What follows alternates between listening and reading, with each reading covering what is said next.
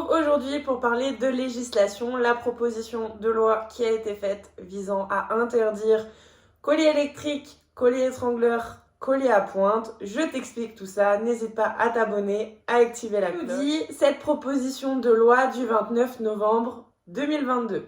Elle nous dit que les citoyens français ont envie que ça bouge, qu'on se préoccupe du bien-être animal, qu'il y ait des sanctions, qu'il y ait des nouvelles lois et qu'il y ait plein de choses.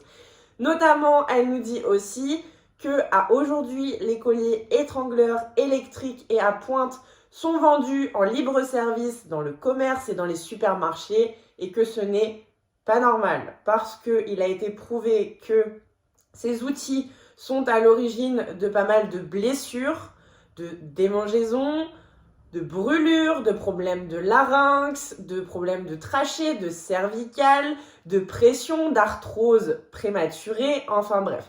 Toutes ces raisons qui font que ces colliers ne devraient plus être vendus dans le commerce et nulle part. Il nous dit aussi dans cette loi qu'il va y avoir des particuliers et des professionnels qui vont vous dire que c'est le seul moyen face à certains chiens, face à des cas particuliers et face à certains dangers.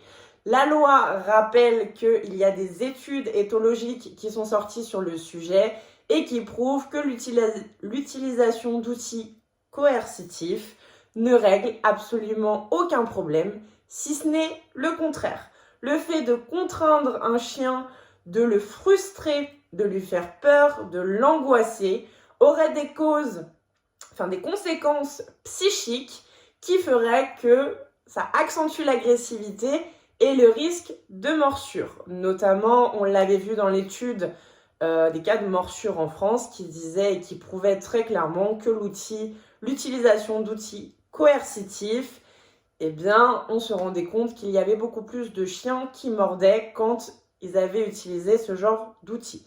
Donc la loi pointe très clairement ces utilisations en disant que non, il n'y a pas de raison pour utiliser ces outils.